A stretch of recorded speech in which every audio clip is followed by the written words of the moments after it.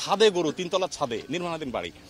তো আমি বললাম যে নিশ্চয়ই গরু মালিকরা ইচ্ছে নিরাপদ জায়গায় খুঁজে পান নাই। এখন প্রশ্ন হলো, তিনতলার ছাদে গরুগুলো কি খায়? আমরা তো মানুষকে ত্রাণ দিচ্ছি। লক্ষ্মীপুর, নোয়াখালী বিভিন্ন জায়গায় আমি ঘুরে ঘুরে দেখার চেষ্টা করেছি। সত্যি বলতে একেবারে রিমোট এরিয়াতে আমাদের ত্রাণগুলো আমরা পৌঁছতে পারছি না। এটার জন্য আসলে প্রশিক্ষিত বাহিনী ছাড়া কোনোভাবেই আমরা কাজ করতে পারবো না। আমাদেরকে বিভিন্ন ব্যবসা প্রতিষ্ঠান থেকে অনেকে অফার করেছেন যে হেলিকপ্টার দেই, আপনারা উদ্ধার কাজ করেন, আপনারা ত্রাণ কার্যক্রম পরিচালনা করেন। আমরা বলেছি যে দেখুন, প্রশিক্ষিত লোক ছাড়া হেলিকপ্টার আমরা উদ্ধার করতে গিয়ে একজন মানুষকে দুর্ঘটনার মধ্যে ফেলে দিতে পারি। সো এখানে আসলে বাংলাদেশ সেনাবাহিনী, নৌবাহিনী, বিমান বাহিনী সহ এই সমস্ত বাহিনীগুলো তারা তাদের কাজ করবেন। অলরেডি তারা করছেন আলহামদুলিল্লাহ, খুবই ভালো। তবে এখনও পর্যন্ত এমন অনেক এলাকা আছে যে এলাকাগুলোতে আসলে কোনো খাবার পৌঁছচ্ছে না। অনবরত মানুষ আমাদের সাথে যোগাযোগ করছে, ভাই এখানে 200 মানুষ আছে, আজ 3 দিন খাবার নাই, আপনারা পাঠান। আমরা আসলে ট্রাকের বহর নিয়ে বসে আছি ফেনীতে, বাট সেখানে আমরা যেতে পারছি না।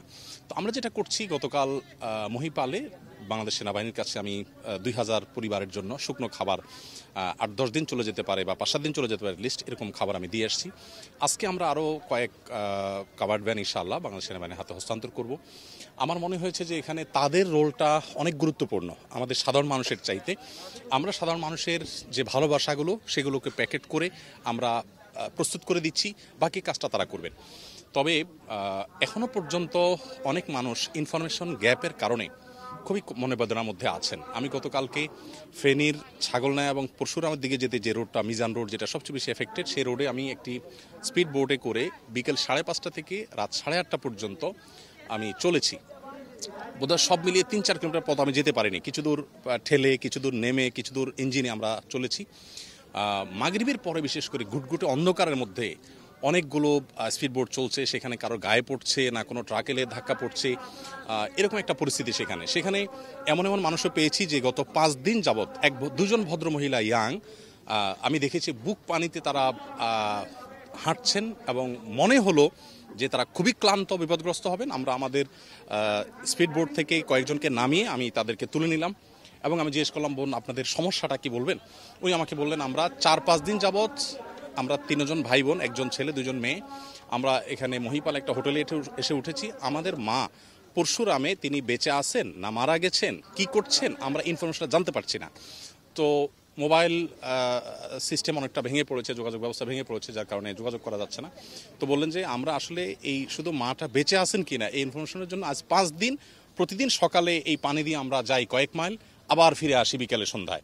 এটাই আমাদের কাজ, কিন্তু আমরা কোনো কুলকানা করতে পারছি না। তো এই জায়গাটাতে আসলে বিশেষভাবে ফোকাস দেওয়া আমার মনে হয় খুব গুরুত্বপূর্ণ। মানুষ খাদ্যে কষ্ট করছে, আর তথ্যের যে ঘাটতি, গ্যাপটা তৈরি হচ্ছে, এটার কারণে মনে হয়তো আমার মা ভালোই আছেন, কিন্তু যোগাযোগ করতে না পারার কারণে এই মানসিক বেদনাটা অনেক বেড়ে যাচ্ছে। এখন ত্রাণের যে প্যাকেটগুলো যাচ্ছে, এর মধ্যে বিশুদ্ধ পানি যাওয়ার গুরুত্বকে সবচেয়ে বেশি আমরা মাথায় রেখে দিচ্ছি। গতকাল বাংলাদেশ সেনাবাহিনীর কাছে আমরা যে মালামাল হস্তান্তর করেছি, সেখানে প্রচুর পরিমাণ আমরা আলাদা করে পানির বোতল দিয়েছি। আমাদের কাছে ফেনী শহরের অনেক বাসিন্দারা বলেছেন, ভাই আমাদেরকে একটা পানির বোতল দেন, কারণ 8তলা 10তলা বিল্ডিং, আমি কালকে একটা 10তলা ভবনের 10তলা সিঁড়ি বেয়ে উঠেছি উপরে। 10তলা ভবনে বিদ্যুৎ নেই 4-5 দিন। বিদ্যুৎ নেই মানে হলো পানি নেই, তাদের স্যানিটাইজেশন ব্যবস্থাপনা ভেঙে পড়েছে। এই মুহূর্তে তারা এক ঢোক বিশুদ্ধ পানি চায় এবং তাদের সুস্থ রাখবার প্রয়োজনে আমরা যারা ত্রাণ কার্যক্রম পরিচালনা করছি, আমাদের বিশুদ্ধ পানি দেওয়াটা খুব গুরুত্বপূর্ণ। আমরা বিএসটি অনুমোদিত কয়েক লাখ পানি বিশুদ্ধকরণ ট্যাবলেট দিচ্ছি মানুষকে, আর পানির বোতল দেওয়ার চেষ্টা করছি।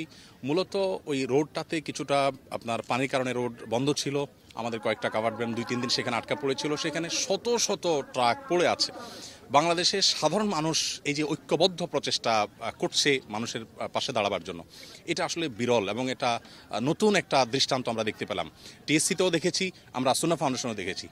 এই অপরচুনিটিটাকে এখন সবচাইতে আপনার গোছালোভাবে অর্গানাইজ ওয়েতে এটাকে যদি আমরা ব্যবহার করতে পারি, আমার মনে হয়, আমি এর আগেও বলেছি যে 40-50 লাখ এফেক্টেড মানুষের জন্য 18 কোটি মানুষ দাঁড়িয়ে গেলে এটা কোনো ব্যাপার না ইনশাআল্লাহ। কিন্তু সেভাবে হতে হবে। স্বাস্থ্য সচেতনতা বৃদ্ধি করার পাশাপাশি বিশুদ্ধ পানি তাদেরকে দেওয়া দরকার। মেডিকেল টিম একটার পর একটা কাজ করা দরকার। আসুনা ফাউন্ডেশন থেকে অনেকগুলো মেডিকেল টিম নিয়ে আমরা কাজ করব, আমাদের পরিকল্পনা আছে। ইভেন আমাদের এখানে যারা স্বেচ্ছাসেবা দিচ্ছে তাদেরও এখানে প্রাইমারি মেডিকেল ট্রিটমেন্ট দেওয়ার জন্য আমাদের এখানে ডাক্তাররা আছেন। টুকটাক সমস্যা হলে সেটা দেখছেন, ওখানে এই কাজটা আমরা আরও জোরালোভাবে ইনশাল্লাহ করবো আল্লাহ চাইতো। পুনর্বাসনের জন্য আমরা 22-এর বন্যায় আমরা 2000 পরিবারকে আমাদের পরিকল্পনা ছিল পুনর্বাসন করা। আলহামদুলিল্লাহ আমরা আমাদের সাধ্য অনুযায়ী তাদেরকে ঘর করে দিয়েছি। আপনার পাকা খুঁটি 6 রডের পাকা খুঁটি এবং 6 বান করে টিন এবং নগদ 10,000 করে টাকা, এগুলো আমরা দিয়েছি। এবার আমাদের পরিকল্পনা একটু ব্যাপক। আমরা এবার পরিকল্পনা করেছি কমপক্ষে আমরা 5,000 পরিবারকে ঘর নির্মাণ করে দেবো ইনশাআল্লাহ। সেটা হয়তো বাড়তে পারে কিন্তু কমবে না ইনশাআল্লাহ। আমরা 20,000 পরিবারকে শুকনো খাবার আর 50,000 পরিবারকে চাল ডাল, 10 কেজি চাল, 2 কেজি ডাল, 2 লিটার সয়াবিন তেল, 1 কেজি লবণ, 1 কেজি চিনি এবং বিশুদ্ধ পানি, মোমবাতি ইত্যাদি এগুলো দিয়ে আমরা 50,000 পরিবারকে এখন এই মুহূর্তে তাদের দাঁড়াবার ব্যবস্থা করছি। এর পরের ধাপে আমরা 25 কেজি করে চাল 50,000 পরিবারের জন্য ইতিমধ্যে আমরা চাল অর্ডার করে ফেলেছি। আর একেবারে শেষ ধাপে এসে আমরা 5,000 পরিবারকে পুনর্বাসন করব। সেই সাথে বলে রাখি যে আমরা শিশু খাদ্যের বিষয়টা মাথায় রেখেছি। আমরা প্রায় 37 টনের মতো ভুসি গাইবান্ধা থেকে 5টা ট্রাকে করে আজকে আমরা স্পটে পৌঁছে দিয়েছি। কারণ আমি গতকালকে দেখেছি দাগনভূঞার একটা 3তলা নির্মাণাধীন বাড়ির ছাদে অনেকগুলো গরু। তো আমি যখন যাচ্ছিলাম, ওয়ালাইকুম আসসালাম, আমি যখন যাচ্ছিলাম তখন ওই ছাদে অনেকগুলো গরু দেখে আমাকে মানুষ বললো যে ছাদে গরু, 3তলা ছাদে নির্মাণাধীন বাড়ি। তো আমি বললাম যে নিশ্চয়ই গরু মালিকরা ইচ্ছে নিরাপদ জায়গায় খুঁজে পান নাই। এখন প্রশ্ন হলো 3তলার ছাদে গরুগুলো কি খায়? আমরা তো মানুষকে ত্রাণ দিচ্ছি।